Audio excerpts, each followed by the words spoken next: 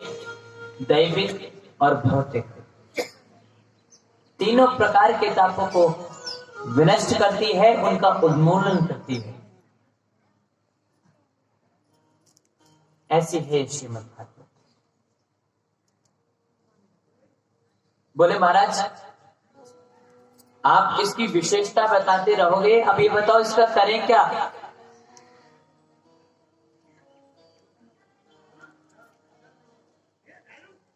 तो श्री सूत जी महाराज कहने लगे, ऋषियों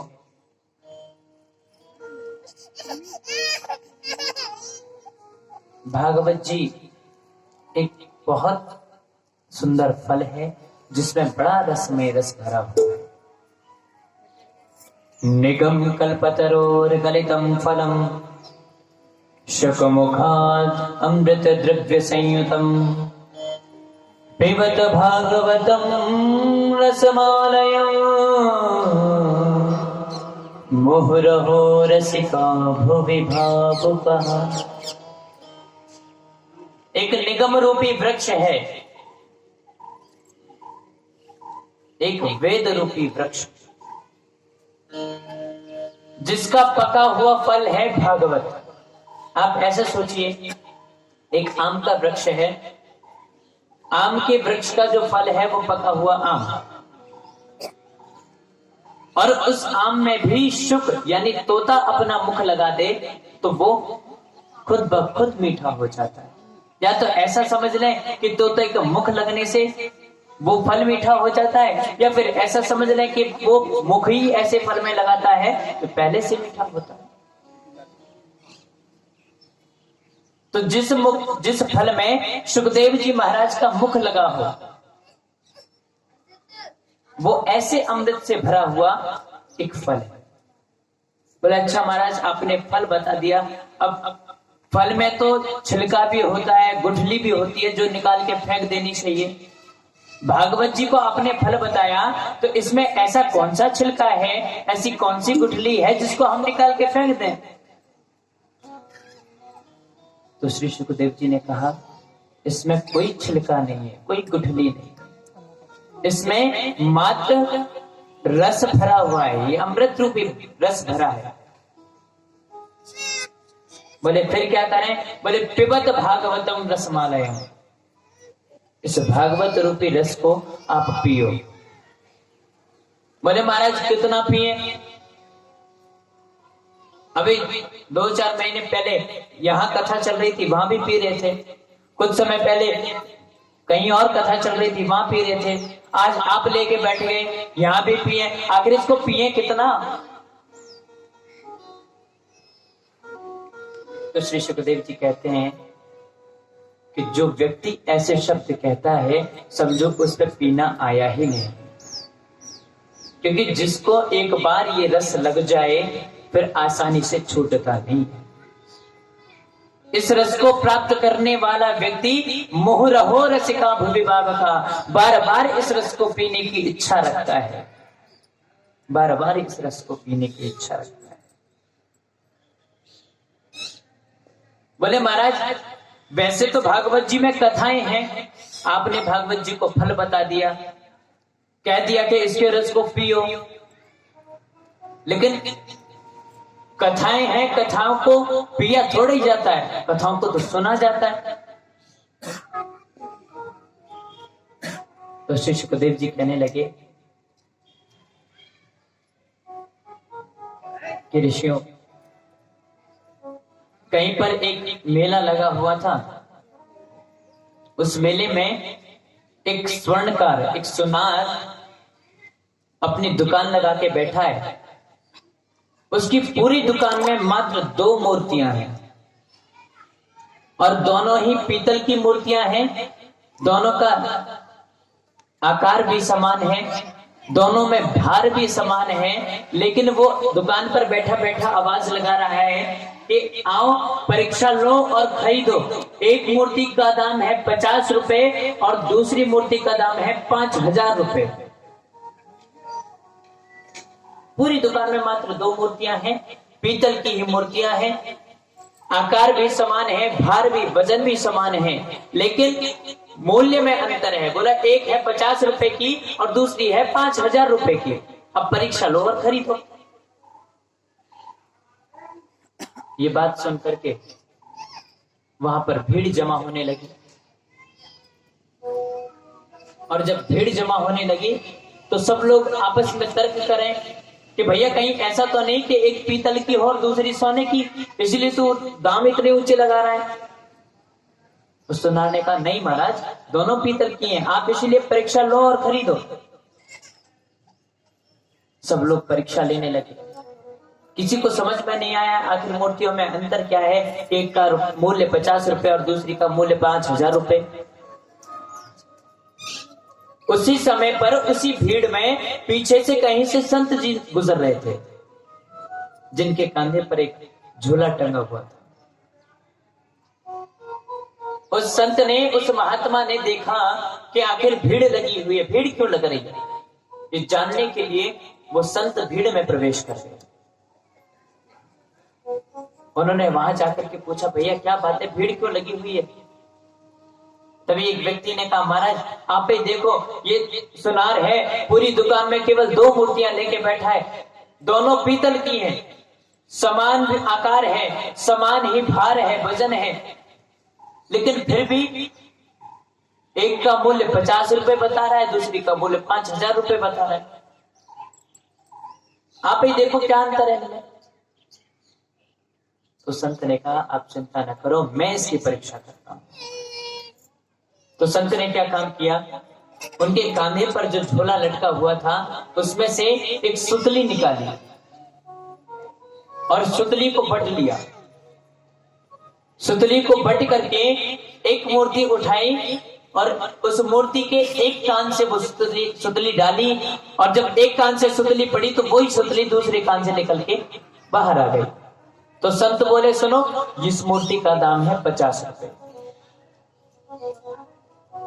अब वो सुतली निकाल करके संत ने दूसरी प्रतिमा को उठाया, दूसरी मूर्ति को उठाया, और जैसे दूसरी मूर्ति के कान में वो सुतली डाली, वो कान में अंदर जाती तो गई लेकिन इस कान से बाहर नहीं आई। वो एक गले में छेद था जिसके जरिए वो उसके पेट में निकल गई। तो संत ने कहा इसका दाम है 5,000 रुपए। इस प्रसंग का तात्पर्य सिर्फ इतना है कि जो लोग कथा सुनते हैं उनकी सुनी हुई कथा इस कान से घुस करके इस कान से बाहर निकल जाती है, और जो लोग कथा को पीते हैं उनकी कान से बाहर नहीं निकलती बल्कि गले से होकर के उनके हृदय में विराजमान हो जाती है। इसीलिए कहा है कि कथा को सुनो मत पियो। संतों के प्रत्येक शब्द में कोई ना कोई विशेष रहस्य छुपा होता है, क्योंकि जिस पर श्री ठाकुर जी के नाम का पीना आ गया उसको कभी किसी चीज की कमी महसूस नहीं होती। उसको किसी प्रकार से यदि भगवान का नाम श्रवण करने को मिल जाए उसको उसी में सबसे बड़ा आनंद मिलता है।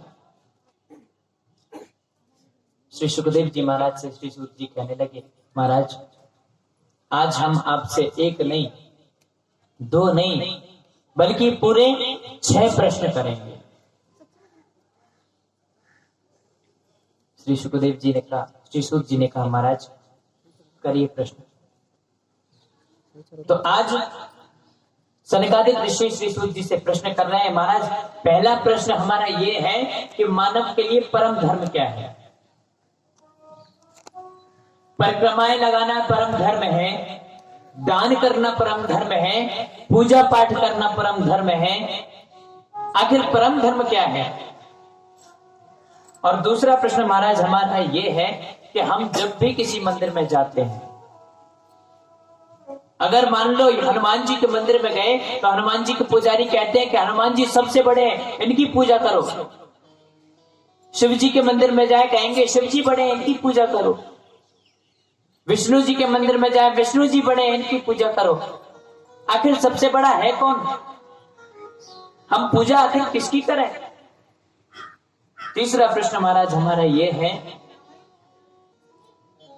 कि वेद में परमात्मा का नाम अजन्मा कहा गया है। भगवान कभी जन्म नहीं लेता है, भगवान को अजन्मा कहते हैं। जब वो भगवान अजन्मा है तो वो अजन्मे वाला भगवान देवकी का लाला कृष्ण कैसे बन गया और दशरथ नंदन राम कैसे बन गया। और महाराज चौथा प्रश्न हमारा ये है कि भगवान के कितने अवतार हैं।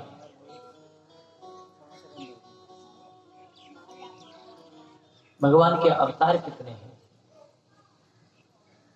पांचवा प्रश्न महाराज हमारा ये है कि वक्ता कौन श्रेष्ठ है, जो सागर में से गागर भर के हमको दे वो, या जो गागर में ही सागर भर के दे वो। और छठवां प्रश्न महाराज हमारा ये है कि जब भगवान अपनी लीलाओं को संपन्न करने के बाद अपने श्री धाम को चले गए तब ये धर्म किसकी शरण में गया।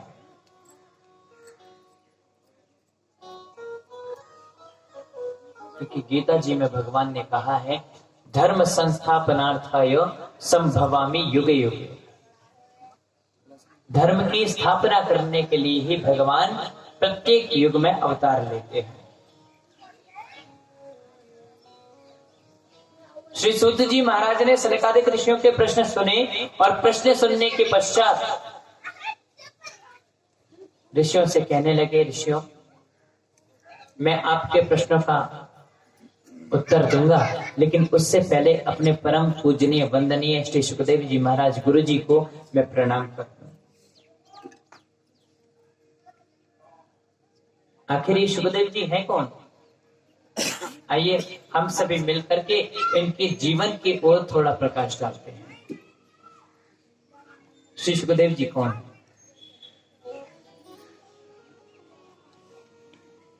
वैकुंठ में भगवान श्री श्याम सुंदर और श्री किशोरी राधा रानी निवास करते हैं। तो किशोरी जी की गोद में ये सुखदेव जी महाराज तोते का रूप धारण करके राधा रानी की गोद में खेला करते हैं।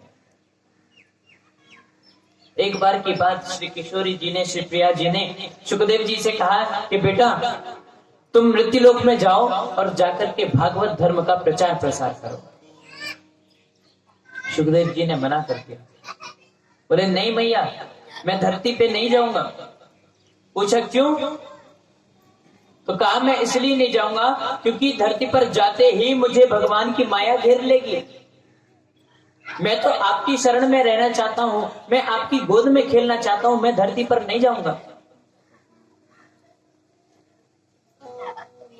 श्री किशोरी जी ने कहा, राधा रानी ने कहा कि बेटा तुम चिंता मत करो, मैं तुम्हें आश्वासन देती हूं कि तुम्हें भगवान की माया नहीं घेरेगी। श्री राधा रानी की विशेष अनुग्रह से श्री सुखदेव जी मृत्युलोक में आने को तैयार हुए और मृत्युलोक में एक शुक पक्षिणी यानी तोतनी के गर्भ में श्री सुखदेव जी महाराज अवतरित हुए। और वो तोतनी कैलाश पर्वत पर अपने घोंसले में रहा करती है।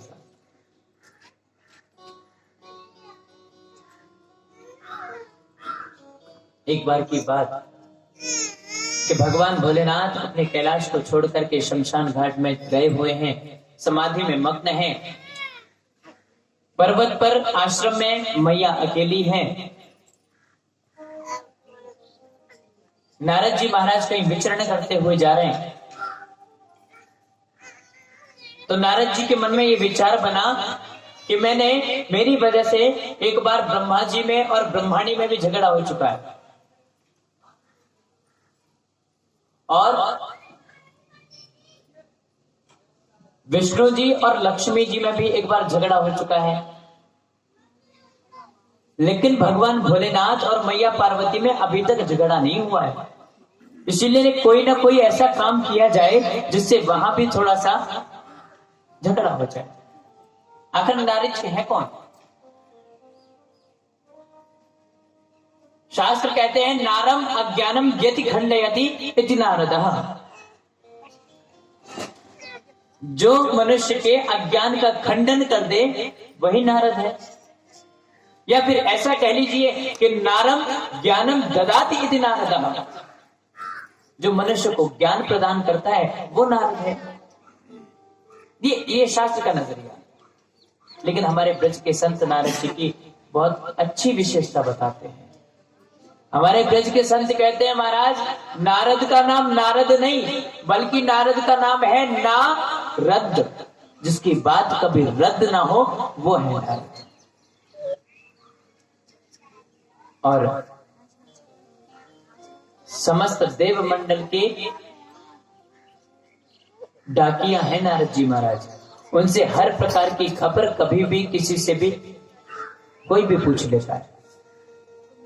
मन में विचार बनाया कि कुछ ना कुछ ऐसा होना चाहिए जिससे भगवान भोलेनाथ और मैया पार्वती में झगड़ा हो जाए। ये सोच करके आज श्री नारद जी महाराज अपनी वीणा में तार छेड़ करके नारायण नारायण गाते हुए कैलाश पर्वत की ओर चल दिए।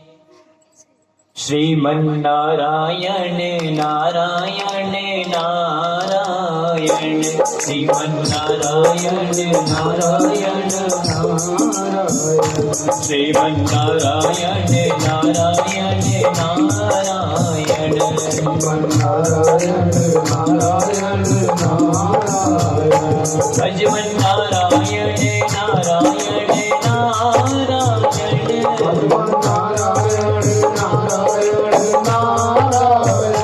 श्रीमन नारायण नारायण नारायण, श्रीमन नारायण नारायण नारायण, भजमन नारायण नारायण नारायण। नारद जी महाराज नारायण नारायण गाते हुए कैलाश पर्वत पर पहुंच गए। मैया अपने आश्रम में अकेली है। भगवान भोलेनाथ श्मशान घाट में भगवान की समाधि में मग्न हैं। इधर नारद जी महाराज ने आश्रम में प्रवेश किया। आश्रम में प्रवेश करते ही मैया का दर्शन हुआ तो नारद जी महाराज ने मैया को प्रणाम किया, और जैसे ही मैया ने नारद जी को देखा तो मैया ने भी नारद जी को प्रणाम किया। दोनों ने एक दूसरे को प्रणाम किया।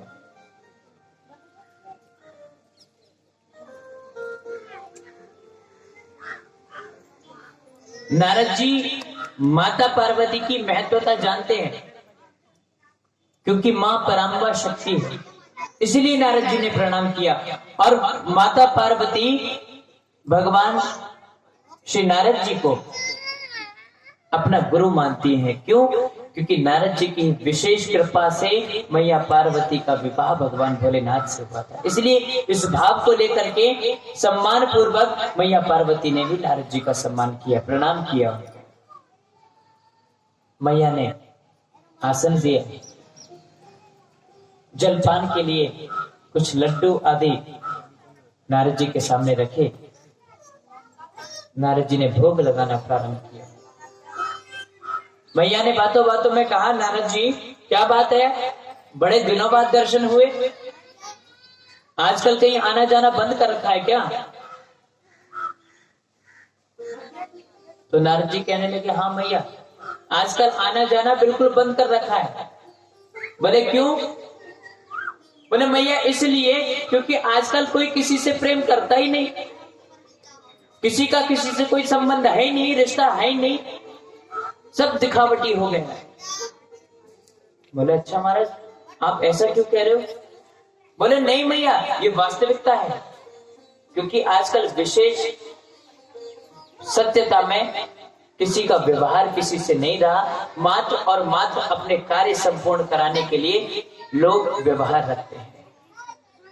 सुर नर मुनि सब की यही रीति, सुर नर मुनि सब की यही रीति, सुर नर मुनि सब की यही रीति, सुर नर मुनि सब की यही रीति, सुर नर मुनि सब की यही रीति, सुर नर मुनि सब सब की रीति, स्वार्थ लागे करें सब प्रीति, स्वार्थ लागे करें सब प्रीति। राम सिया राम सिया राम सिया राम, राम सिया राम सिया राम सिया राम। सुर नर मुनि सबकी एक रीति बन गई है कि स्वार्थ लाग करें सब प्रीति। जब तक जिससे जिसका स्वार्थ है तब तक आपस में प्रेम है, व्यवहार है। स्वार्थ समाप्त हुआ तो संपूर्ण व्यवहार समाप्त हो जाते हैं। नारद जी ने कहा मैया मैं तो इसीलिए सबके पास आना जाना बंद किया हुआ है। तो मैया ने कहा कि महाराज हम में और भगवान भोलेनाथ में तो बहुत प्रेम है, आप कैसे कह रहे हो कि दिखावटी प्रेम रह गया है? तो नारद जी ने कहा मैया आप में और भोलेनाथ में विशेष प्रेम होगा, लेकिन आजकल के पति पत्नियों में भी सिर्फ इतना ही प्रेम है कि जब तक बाहर वाला सामने है तब तक ऐसे बन के दिखाएंगे कि कितना प्रेम करते हैं एक दूसरे से, और जैसे ही बाहर वाला घर से बाहर जाता है फिर घर में महाभारत शुरू होता है। ऐसा दिखावटी प्रेम पति पत्नी में रह गया। मैया ने कहा नहीं बाबा होगा जिसमें होगा, लेकिन मेरे भोलेनाथ तो मुझसे बड़ा प्रेम करते हैं। बोले अच्छा मैया आप इतने विश्वास के साथ कैसे कह सकती हो? तो मैया ने कहा सुनो, शास्त्र कहते हैं कि गुरु द्वारा दिया गया मंत्र और अपने ध्यान में देखी हुई भगवान की छवि कभी किसी को नहीं बतानी चाहिए। भगवान की कृपा का कब आपको अनुभव हुआ कभी किसी को नहीं बताना चाहिए, लेकिन गुरु जी से जिस दिन मंत्र मिला भोले बाबा को उस दिन आकर के सबसे पहले मुझे बताया। भगवान भोलेनाथ जिस दिन जिस समाधि जिस छवि का दर्शन करके आते हैं भगवान की, वो सबसे पहले आके मुझे बताते हैं। मुझसे बड़ा प्रेम करते हैं भोलेनाथ। नारद जी ने पूछा अच्छा मैया फिर तो आपको ये भी पता होगा कि भगवान भोलेनाथ के गले में जो मुंडों की माला है उसमें मुंड किसके लगे हैं?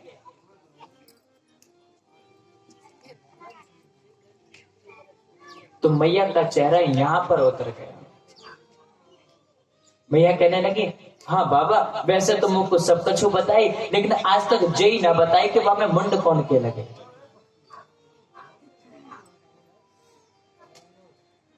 तो नारद जी ने कहा मैया तो क्या ठाक प्रेम करते हैं भोलेनाथ आपसे? अरे करते होते, जब इतनी चीज बताई तो इतनी बताने में क्या जाता था। बोले हाँ बात तो बाबा तुमने पते की कही। बोले अच्छा मैया अब मैं चलता हूँ, मेरा काम हो गया, मैं चलता हूँ, मुझे कहीं जाना है। इतना